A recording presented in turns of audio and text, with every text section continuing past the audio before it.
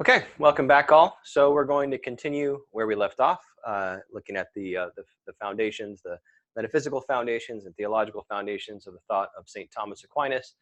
And as I noted in the previous video, the next step, now that we've established, again, using the map that was on this board before, sort of the broad foundations where God is outside space and time, and sort of as the ground and the goal of all that is, but also present in space and time is the animating principle and that which holds all together, and that everything is structured by the movement from potentiality to actuality. So potentially being in existence to being in existence to fully being in existence, the existence that is particular to it. And that's how Thomas Aquinas is addressing this foundational question of whether or not everything is fundamentally the same, whether there's a unity to all things that doesn't change, or whether or not all things are defined by change. This is his way of explaining that. So in order to unpack the next dimension of this and to give it hopefully some greater clarity, we're going to look at the four causes of everything in existence.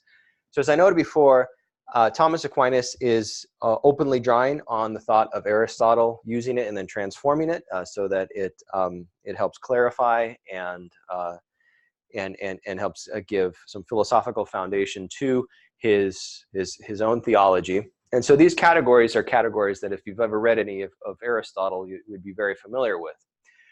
So basically the claim is that everything in existence in space and time. So God, for example, would not have an efficient cause, because as we'll get to, an efficient cause is that which is the explanation for how something came into existence. What we typically mean by cause is the series of events or the series of actions that led to something to be. So God would not fit into this category, but everything else, insofar as it's created by God, would. So again, the basic idea here is that in order to know something, in order to be able to identify what something is, anything at all, whether it's a planet, a solar system, or even a cell or a part of whatever we're talking about in existence, we need to know its four causes. Now, these four causes are related to each other, and the sum total of them identify one thing, but they're also important to distinguish because they're seeking to get at different dimensions of what something is. So Aquinas has a fairly complex, looking for my blue marker here, I don't know where it is, has a fairly complex description of what each one of these means and how it relates to his theology, and that's all very rich and very important. For our sakes and purposes, I'm going to simplify it to basically the sort of the 5-year-old question version of what these different dimensions of existence are. Now, again, these questions may sound simplistic, but they have profound philosophical both importance and implications. So I told you I'm using the 5-year-old example of them, but that doesn't mean they're simplistic at all. Unfortunately, we lose a sort of sense of wonder, and we lose a sort of a sense of openness and a sense of the miraculous in and through all things, understood as how could this possibly be as we get older. So try and get back into that 5-year-old or 4-year-old or even 3-year-old self and see the world, trying to break it up into its component parts to understand it so you can put it back together. All right. So the material cause is basically asking this question and seeking to answer this question. What is it made out of?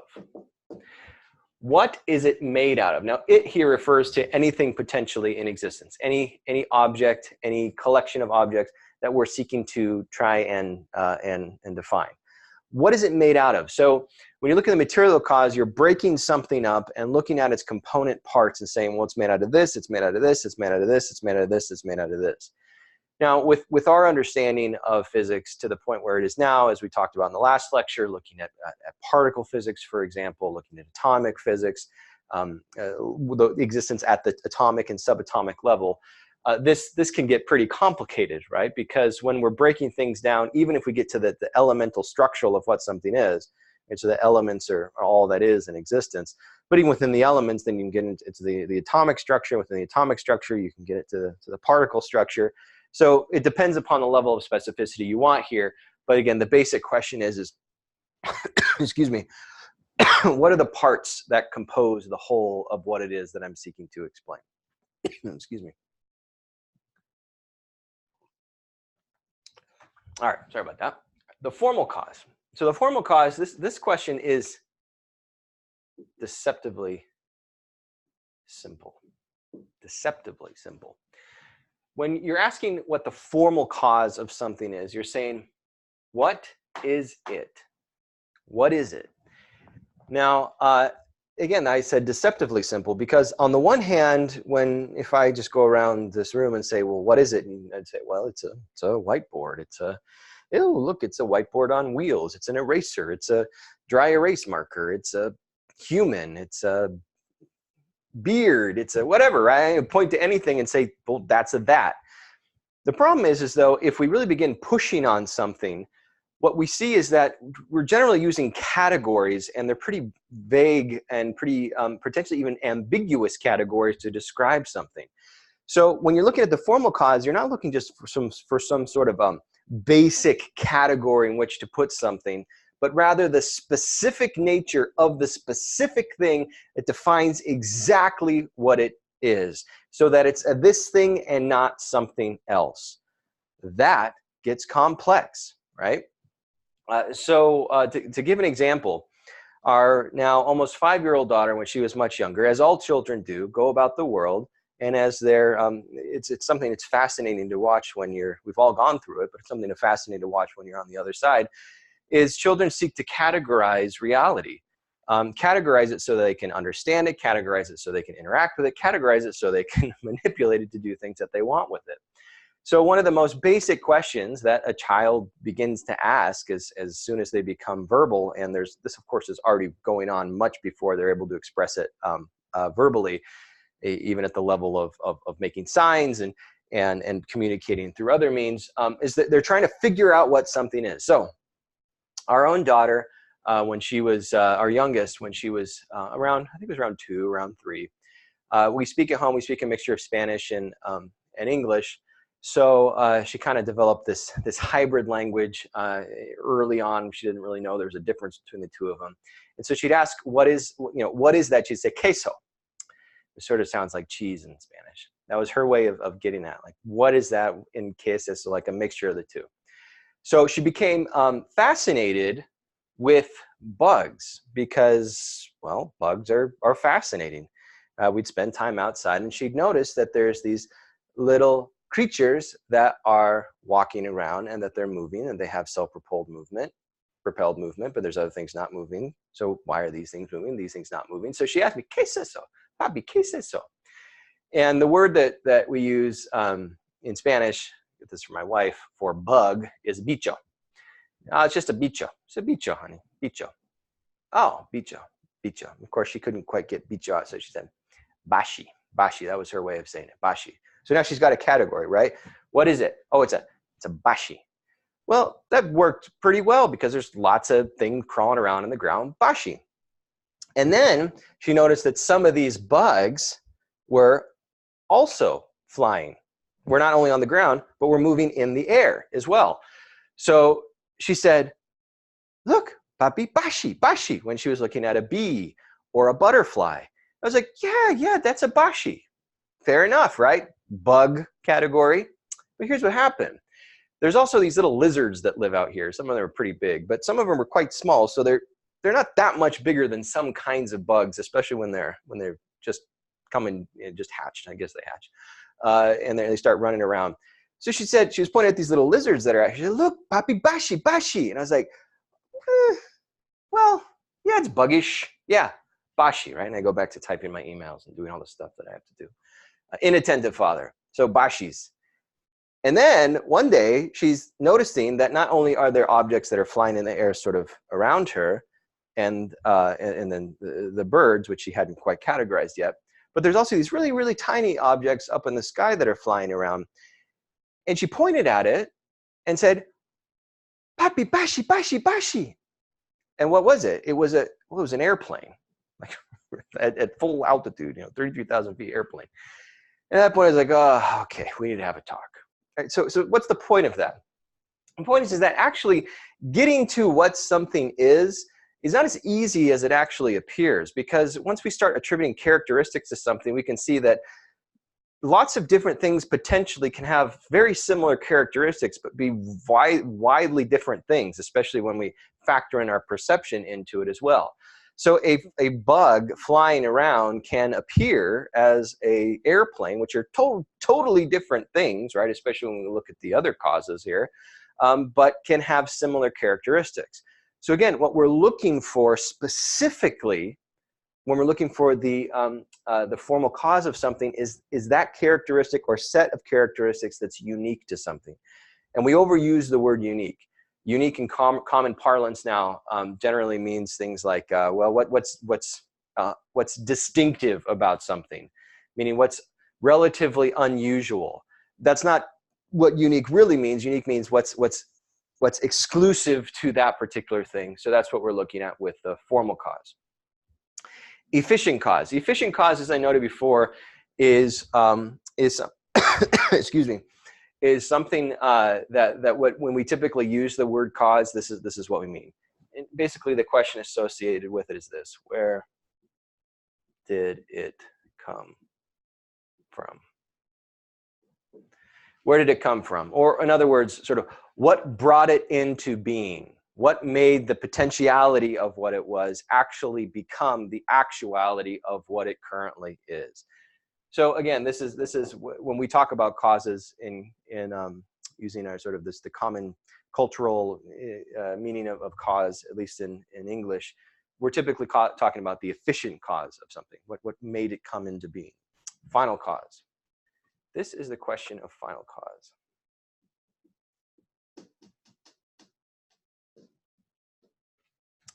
What is it for? What is it for? Now, this is the question that's most controversial and in contemporary science. And Aquinas would think that this is an incomplete science, but in contemporary science, this question is sort of looked at and saying, "What do you mean? What is something for? What does that have to do with anything at all when we're trying to describe something? What do you mean? What it's for?" Another way of saying this is, well, what is its purpose? Why is it? And why does it have the particular constituents that move it in a particular direction in order to be what? What is the goal of it? Those are all different variations of asking what the final cause of something is. Now, the reason that Aquinas and other like thinkers, or those who are still engaged with metaphysical questions, would balk at this idea that we can do science or we can do empirical studies of reality without looking at the final cause, is that if we don't know what something is for, we actually don't know what it is. We need to know its goal or its purpose in order to be able to identify it in its totality. Now, one way we talked about this already became apparent in the last lecture when I was talking about the function of the liver, right? If we didn't know what the liver was for, if we just knew what it was made out of and what unique cells it has that are different from every other cell in the body, and what produced the liver, we actually wouldn't really know. Perhaps even the most important dimension of what's the function of a liver? What is it for? Well, that very basic insight applies to everything in reality. Why? Because again, if we don't know, everything's in movement, right? And so if we don't know what final goal, and that's where we get final here, or what final purpose all that movement is for, we don't know where it's going, and we don't know, therefore, know what the perfection of it is. And that's another way of asking this too. What is its perfection? And that's another thing you can go, well, what? Perfection? What does that have to do with anything? Why are we asking? Well, nothing's perfect, so why are we trying to figure out what something's perfection is? Well, again, we need to have a sense of what something's perfection is in a very basic way. The reason we can tell, and I think I mentioned this in the last lecture, the reason we can tell the difference between sort of a healthy body and a body that is not healthy, the whole reason we have medical science, right, is because we recognize that there is a norm for any given particular organ, for example, or system in the body. And therefore, we recognize that everything is seeking to have a kind of perfection, right? That each in a system individually, each organ individually is working for its own individual perfection, and then all of them together working for a unified perfection, which we might say life from a biological sense. Well, if we didn't know what that is, right, we wouldn't know what the variations of it are, or when there's failures in the system. All we would say is that, you know, sometimes your liver produces this in your blood, and sometimes it produces this in your blood. And well, this number is more general among a particular center of the population, portion of the population. This number, but we wouldn't know which number is actually corresponds with health, right? With health. And in fact, we could even build on the structure of pain onto this model as well, and say, well, how do we know which pain is good and which pain is bad? You know, which pain is really, really painful? Like when you're out of shape and you haven't exercised in a long time and you decide you're going to go on a mile run. That can be really painful. Like you can have trouble breathing, your muscles can hurt, your bones can start aching. You can go for a 48-hour period where, like, oh my God, that's pain. So how do we know that that's good pain or okay pain, acceptable pain, and know that other forms of pain, say the pain that we have with, I don't know, if you have some sort of a bone disease or something like that, and that's painful. Well, how do we know the difference? How do we know what a disease is? It's a philosophical question, and it relies upon having some sense of what something is for. If we don't know what its ideal form is, we don't know what its unideal form is, and that applies not only to health. It's a good example to illustrate it, but to absolutely everything. We need to know what the fullness of something is, and what the fullness of something is explained by its final cause. So we'll get into more depth on what that means in particular, but just mark it for its philosophical importance, even though in contemporary science, not in its totality, but for the most part, it's sort of rejected as unimportant. All right. So the classic example, or one classic example we can use to illustrate, you know, an item, an object, as we're going through this, is the following. We can say, well, what are the four causes of a silver goblet? Silver goblet. So get in your mind a silver goblet. Think of a silver goblet. All right, got it? Silver goblet. Now we want to know what it is. Okay, so let's look at its four causes. What is it made out of? Well, it's a helpful example because here we have an element. Silver is one of the elements. So we're saying it's made out of silver. Okay, now again, we can get more complex and go to the atomic structure of silver. But for our sakes and purpose, we're just going to say its material cause is silver. A silver goblet is made out of silver. What is it? Well, a goblet is, has a unique form to it, right? Now, we're not asking the question what it's for yet. That'll be final. So we're just trying to say, what is it? What's its distinctive characteristic? Well, there's lots of things that are kind of like a goblet, right? Like wine glasses are kind of like a goblet. Short glasses are kind of like a goblet. If you ever seen those brandy snifters where they have like the big bulb and just a teeny tiny stem, and you're supposed to do that and like snifter your brandy. Those are all kind of similar with regards to their shape. But no, we want to know exactly what identifies a goblet. So here we're going to have to get into kind of a distribution of potential proportionality of opening to length to width, and narrow that down to a spot where we say that's goblet territory. That's the specific form of what a goblet looks like. Okay. Well, where did it come from? A silver goblet comes from us, right? And that's really important to know. Silver goblets don't happen by some natural process or something occurring in nature. We create them. And again, we say, well, okay, great insight there. But think about if the Mars rover were, you know, roving on Mars up around there and, you know, taking pictures everywhere, and all of a sudden it came across an object that was unmistakably a goblet. I mean, it'd be impossible for natural processes to have produced something that looks so perfect. Say it's even like standing up on the surface of Mars. And of course, they can do an elementary analysis of when they say silver. Well, that would be a big find. What? Because it would mean that somehow intelligent life was on Mars at some point, because silver goblets don't just pop up, not in their perfect goblet form. So it's important to know what it's for. Okay, I'm sorry, it's important to know where it came from. What is it for? Well, it's for drinking, right? It's for drinking, and that's important to know. But again, you can say, wow, that's a really deep insight. Thanks for that. But again, the push on it, okay? So I'm going to give you a weird example, but hopefully an illuminating example to see why, if we don't know the final cause of something, we actually don't know what it is. So let's imagine as a hypothetical, a world, a planet Earth, say, I don't know, 50,000 years from now. And if you've ever seen that movie WALL-E with the little robot that cleans up trash.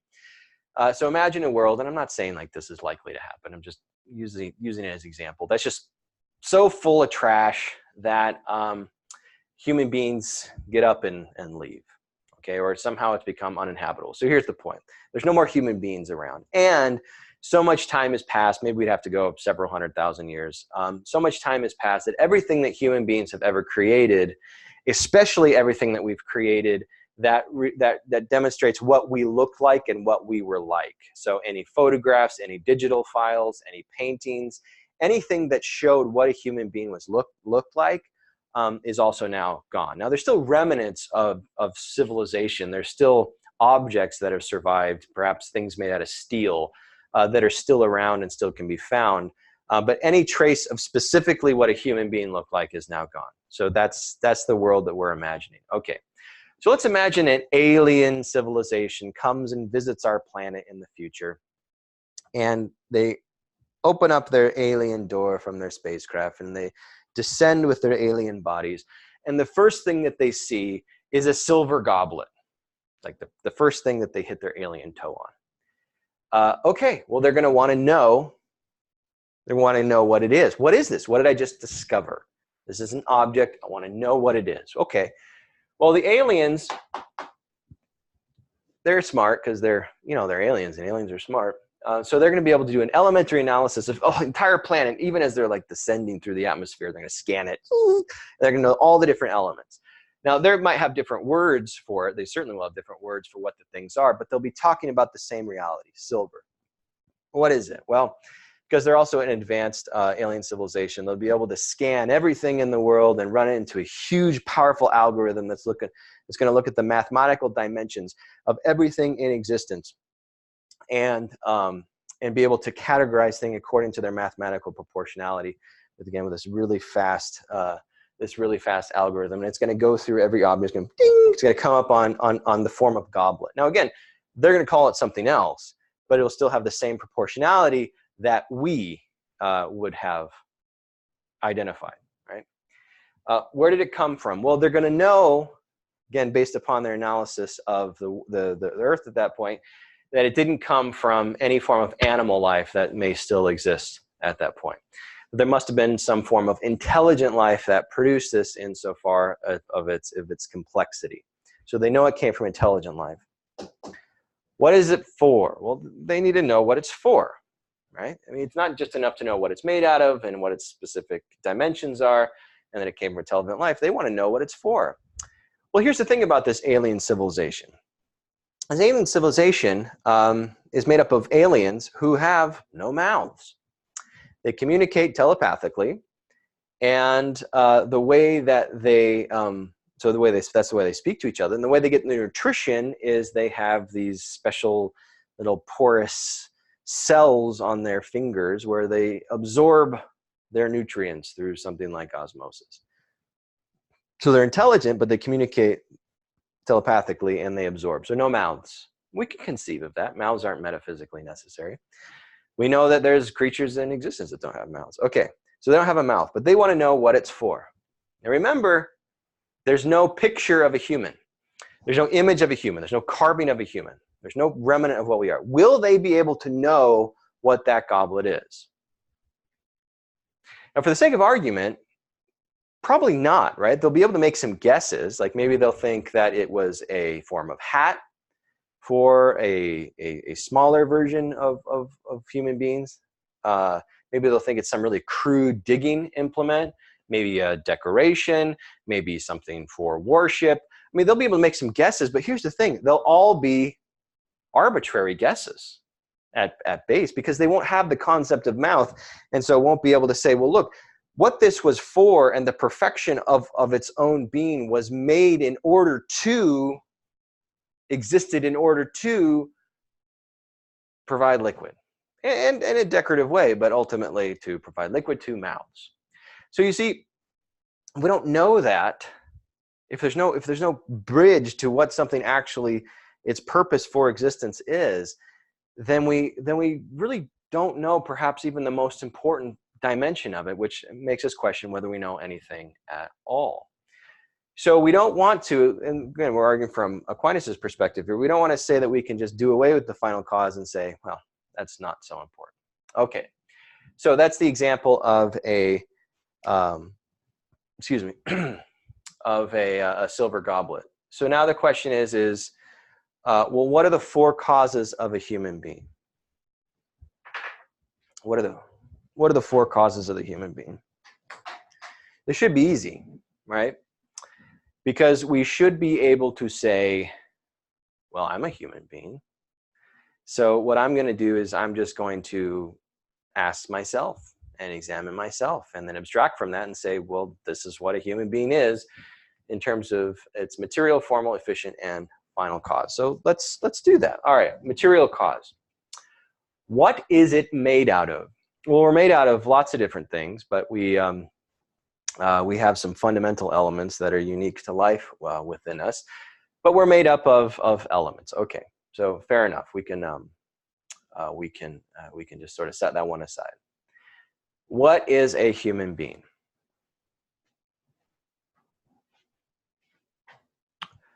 Here we have to get what makes us unique. And again, it's deceptively simple. Now, one quick answer we can jump out and say, well, how about human DNA? Fair enough. But everything has its own unique everything has its own unique DNA, anything that's alive, right? So yes, we have DNA and everything else has its DNA, but what makes us unique with regards to not just being like everything else and having a unique code? There's two issues here. One is, remember, DNA is an abstraction. It points to an empirical reality, but DNA, if we could dig deeper into DNA and find out that DNA is not a thing, right? We've frozen empirical reality at a particular level of abstraction, said, oh, well, that's a thing, that's DNA is a thing. But again, at that, we just keep pushing down into the atomic level and subatomic level, we'll see that too kind of dissolves. And so DNA is it's an interpretive tool, and I'm not saying it's a bad interpretive tool by any means, but it's still an interpretive tool. So just saying that we have a unique human DNA is an abstraction. It's a conceptual. It's a mixture of kind of a conceptual empirical reality in order to try and say this is what we are. But there's also some very important moral implications as well. Why? Because we don't only want to say what the distinctive chemical markers of human beings are. That's helpful and that's important. But also, what, if anything, separates us from any other form, let's just narrow it down, any other form of life, insofar as all life has DNA? What makes us unique as human beings in relationship to other life? And some quick answers may come up. We could say, well, how about things like, I don't know, some certain forms of intelligence, IQ, self-awareness, some forms of advanced emotions, the ability to make choices that are not 100% determined by external causal factors, having some sort of free will. Those are all great potential answers. But here's the thing. If we want to say that all human beings are one species, and that by definition everything belongs to that same species, no matter what other characteristics they may have, they are human, then we'll have to identify something, one, that is in every single person, that is in every single human, so that we can use the adjective human and it will apply to, or noun. We can say this is a human or human being and be talking about the same thing for every member in the group, so something that's ontologically shared. And not only must it be ontologically shared in the sense of every being in the group has it, but it would also have to be understood as equal. if it's not equal, then conceptually speaking, we could say that some beings are more human than other beings with regards to basic humanity. Now, you might see where this is going. If I say that intelligence is what makes a human being, then we would have to sort of choose some metric of intelligence, right? And IQ, it appears to be a very helpful one. Well, if we're in the realm of IQ, we're certainly outside the realm of equality, right? And that could be, of course, in your own lifespan, not only comparing individuals in relationship to other individuals, but also in your own life, you have a sort of an IQ, a certain level, and then it can, and if you live long enough, probably will begin to degenerate in particular kinds of ways. So that would mean you're sort of on a curve of becoming more human and then less human in your own life, in which case we couldn't say that there's a equality. Same with any other, here's the thing, any capacity we choose to identify and say that's what makes us human, and we're talking about things that people do or are capable of doing, necessarily will exclude vast portions of creatures that we would otherwise call humans based upon other factors. Because again, any empirical reality that we point to, strength, beauty, self-awareness, anything that we can do, or anything that we have. It's not just capacity; it's also things that we have. If we're talking about things like beauty, it's not equal. It's not equal. And so, if we want to say that human beings are equal in some way, we have to find something that actually is equal in human beings and also unique to human beings. That's quite a task. So not only equal among all humanity, but unique to humanity. Just to give you one example of why that would be so important. So there's movements out there of vegetarianism and veganism. And even in the strictest forms of veganism, usually it's understood that you can eat plants, right? Then you can eat plants. You can't eat meat or anything that is capable of suffering or capable of feeling pain. But you can eat plants. Usually that's allowed in even very strict forms of veganism. Well, a question would be, if there's no moral differentiation because among different forms of life, because all life has DNA, and it's true, even the most obscure plant that we can think of has its unique strand of DNA. Just like us, we have our unique strand of DNA, and that's the only criterion we're using. Then it would be a moral question of whether or not only human beings can eat animals, but whether human beings can eat anything that is alive, biologically speaking, in terms of having DNA. So you think, well, come on, that doesn't follow the logic of the position. If there's one thing that I hope these classes are encouraging you to do, is don't just take things at the surface level, dig in and ask, well, does that make sense? Does that make sense? Does that make sense? Does that make sense? Because if we're claiming on the top level something about human beings being equal, but that's based upon a claim that human beings are equally intelligent or equally self-aware, well, then you've got a massive inconsistency there, right? Or if you want to claim that human beings are more valuable than other forms of life, and your only argument is because they have a unique strand of DNA, also inconsistent. So getting at the specific definition of what makes a human being, and getting a definition that actually includes all human beings in such a way that we can say that there is a shared humanity, and then applying a value framework to that, saying there's a shared humanity that has a shared moral nature. Well, that's going to be a tall task here. Let me turn that off. Sorry. Call from. Okay, sorry about that. All right, so that can be a challenge. But if you want to have equal human dignity, and I just used the word dignity for the first time, then we'll need to have it. Now, the alternative is to say that there are beings that have some marker of humanity, but are either more or less than fully human at an ontological level, which could easily translate into a moral level as well, which would say some human beings are worth more than other human beings. you want to believe that all human beings are morally equal, then that's going to have to be based on some kind of reality that is shared among all human beings. So the question is where are you going to get that? Thomas Aquinas has an answer, which we'll get to in a moment. All right, where do human beings come from? Well, birds and the bees, right? But also, again, we could go move in through our parents to their parents to their parents to their parents to their parents to the genesis of our species, to the genesis of life itself, to the genesis of the universe. We can just keep going. Okay, so it depends upon what level you want to make the cutoff. What is a human being for?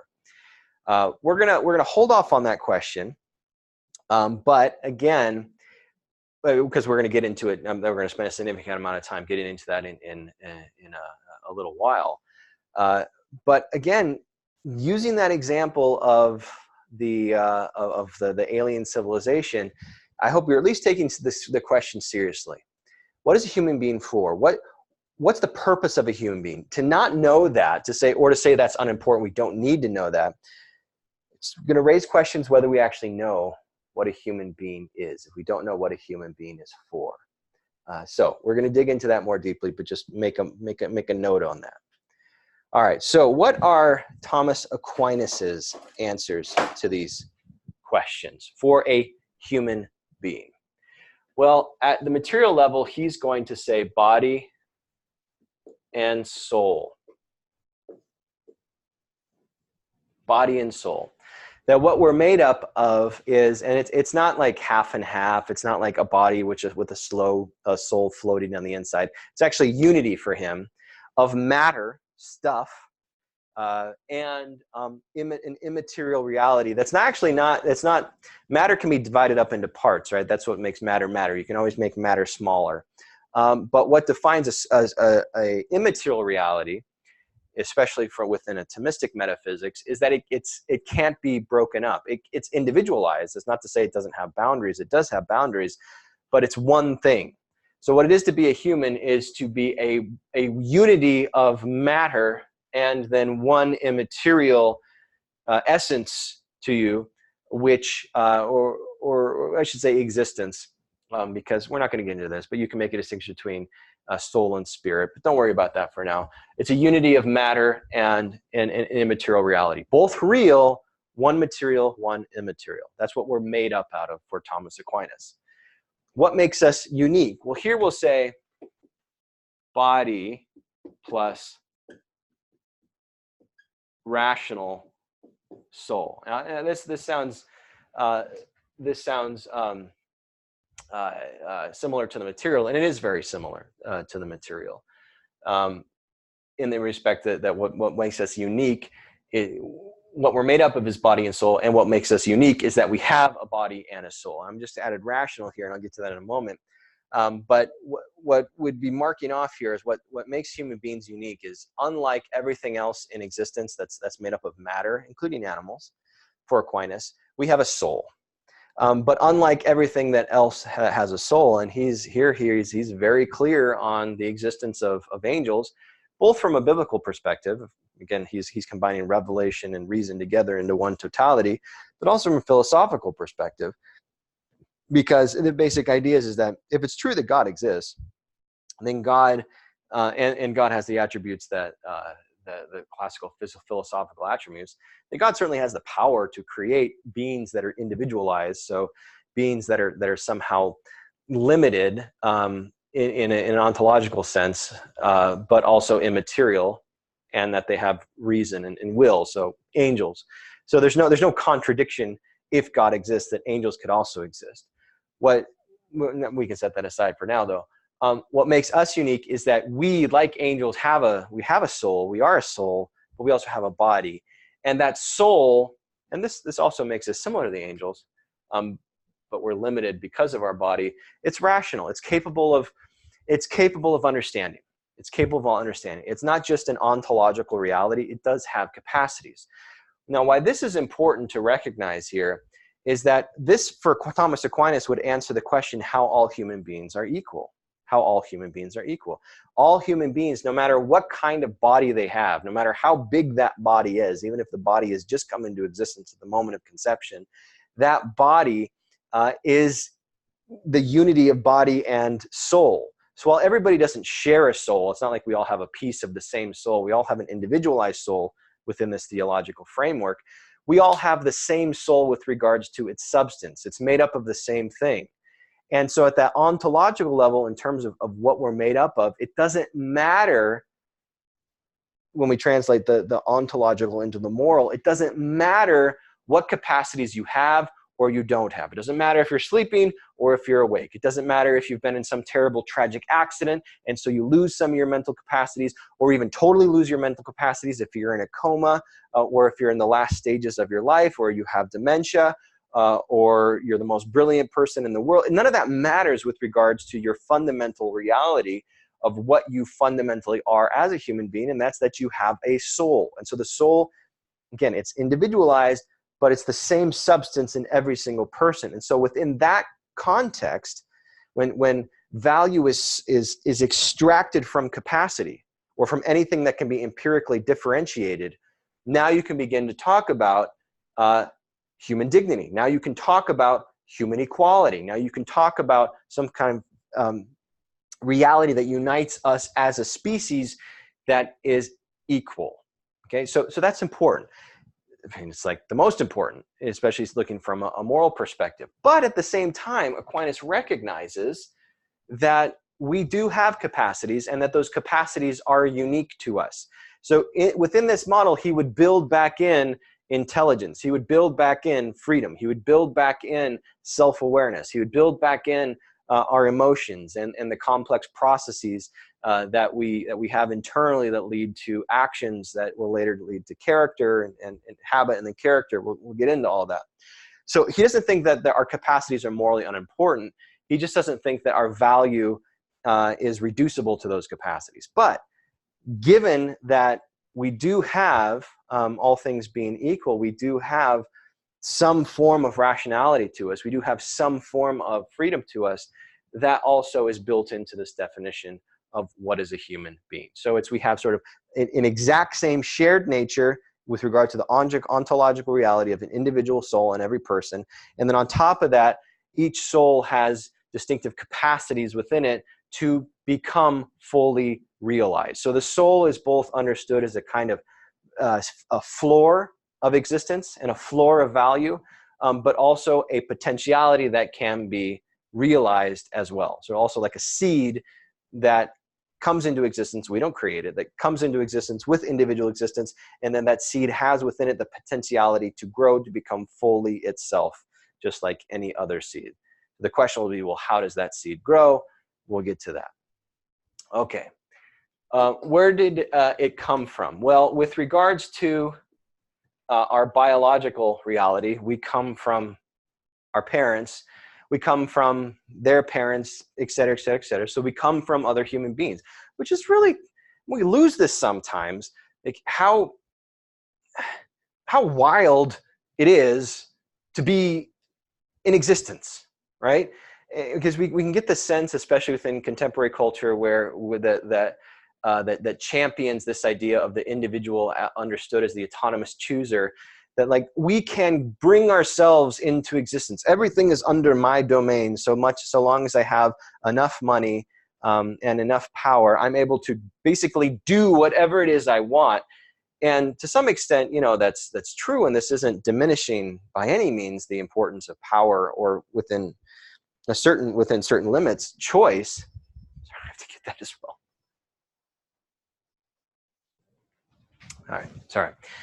So again, I'm not downplaying the importance of freedom within particular potential kinds of constraints, but this idea that we are capable of bringing ourselves into existence, there's a radical contingency that we emerge out of, and that's that we have to be created. We don't create ourselves, and our creators, meaning our parents, they didn't create themselves. They didn't create themselves, and even if we're going to go into some dystopian future in which human beings are being created, they're still going to be being created by other human beings, or maybe robots, but the robots will still be made out of matter, and the material out of which the human beings are being made is still going to be made out of matter, and all of that is contingent upon certain kinds of physical properties and laws in existence. That's all contingent upon other laws. So you see, we get the sense is it's important to keep alive in us this recognition that we come from something, and that we come from something outside of ourselves. So Aquinas is certainly keeping that alive, and I think it's important that we do too, no matter what potential conclusion we come to. What is a human being for? Well, we're going to spend some time on that in a lecture that's immediately going to follow this. But again, here I want to mark that what he's going to argue is that we are for happiness, and that what it is to be happy, and this goes back to our first lecture on Aquinas, is to become what we fully are. It sounds weird, right? To become what you are. What do you mean? If you already are, how could you become? But it gets back to that relationship between potentiality and actuality. To become what you are intended to be by nature, and a nature grounded in a metaphysical reality that's ultimately grounded in divine reality, God. So Aquinas is going to argue we are for happiness. And that's where we're going to pick up on the next lecture, is getting some better understanding of what he means by happiness, his argument why all of us are seeking happiness, and his argument why all of us are seeking the same happiness. That's what he's going to try and convince you of. So coming soon. Thanks.